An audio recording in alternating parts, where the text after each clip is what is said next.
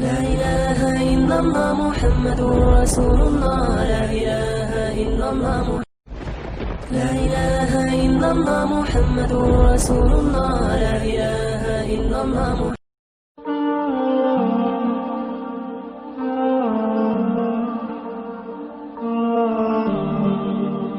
اس کے بعد ہماری زندگی کی دو بنیادیں ہیں جو میرے نبی سے آتی، ایک عبادت ایک اخلاق. ایک عبادت ایک اخلاق. ایک عبادت ایک اخلاق. عبادت میں نماز نہ چھوٹے. یہاں تک میری آواز جا رہی ہے، جو سن رہے ہیں نماز نہ چھوڑو، جیسے بھی آتی ہے پڑھو،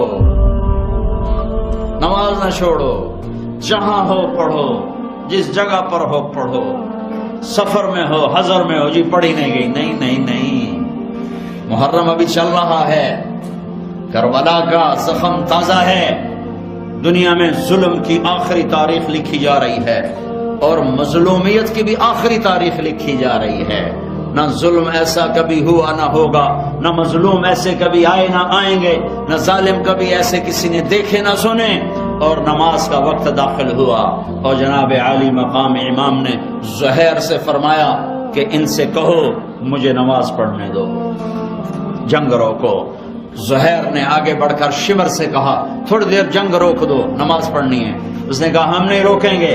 حسین ابن نمیر ایک کوفی سردار کہنے لگا تمہاری نماز ہوتی ہی نہیں. زہیر نے فرمایا لعنت ہے تم پر، تمہاری نسلوں پر، جس گھر کی طفیل نماز ملی ان کی نہیں ہوتی تو پھر کس کی ہوتی ہے. انہوں نے واپس آ کے فرمایا حضور وہ نماز کی اجازت نہیں دے رہے.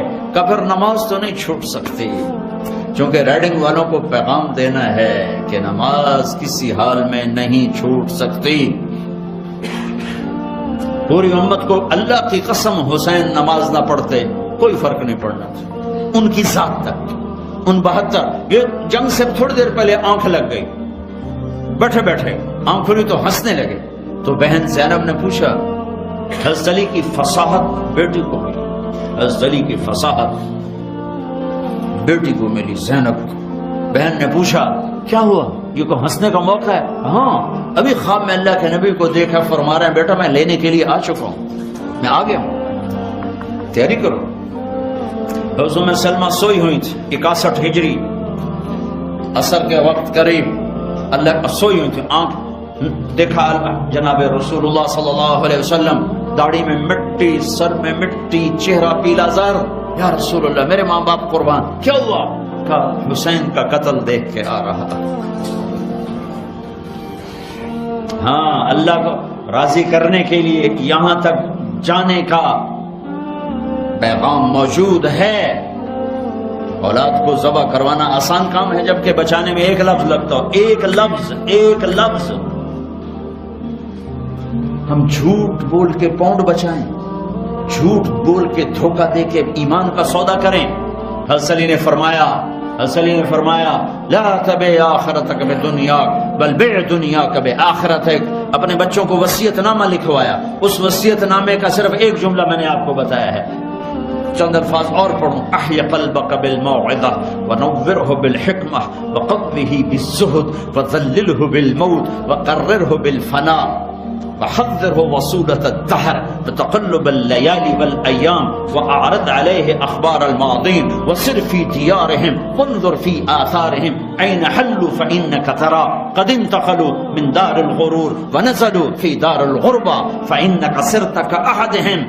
اب میں آخر جملے کا ترجمہ کرتا ہوں. پہلا صرف اس کی چاشنی اتنی تھی، آپ اس کا مٹھاس لیتے رہو، ترجمہ بے شک نہ پتہ ہو. فلا تبع آخرتک بالدنیا. میرے بچوں ایک دن ایسا آئے گا، ایک طرف آخرت ہوگی ایک طرف دنیا ہوگی. آخرت بچاؤ تو دنیا جاتی ہے، دنیا بچاؤ تو آخرت جاتی ہے. تو آخرت کو بچا لینا، دنیا کو جانے دینا. ولا تبع دنیاک ولا تبع آخرتک بدنیا بع دنیاک بآخرتک ولا تبع آخرتک بدنیا. دنیا چھوڑنی پڑے چھوڑ دینا، چونکہ موت چھوڑا دیتی ہے. آخرت نہ چھوڑنا، آخرت نہ چھوڑنا. باپ کی وصیت کو پانی پلایا جا رہا ہے. ایک بول پہ ساری نسل بچ سکتی ہے. جان بچانے کے لیے تو کلمہ کفر بھی جائز. وہ کلمہ کفر تو نہیں تھا یزید کی بیعت کرتا، لیکن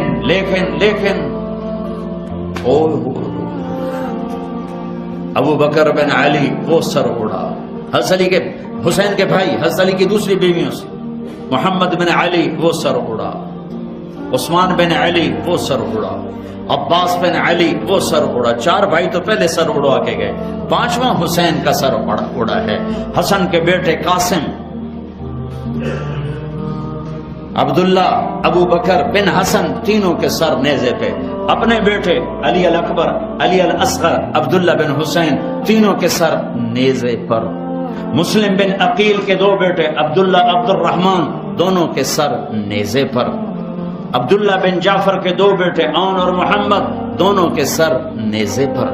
مسلم بن عقیل کے بیٹے موسیٰ، یحییٰ، جعفر، عثمان، چاروں کے سر نیزے پر۔ یہ اہل بیت کے سر کٹ کٹ کے نیزے پہ جا کر تم ریڈنگ والوں کو پیغام دے رہے ہیں کہ دنیا کے لیے دھوکہ نہ دینا، جھوٹ نہ بولنا۔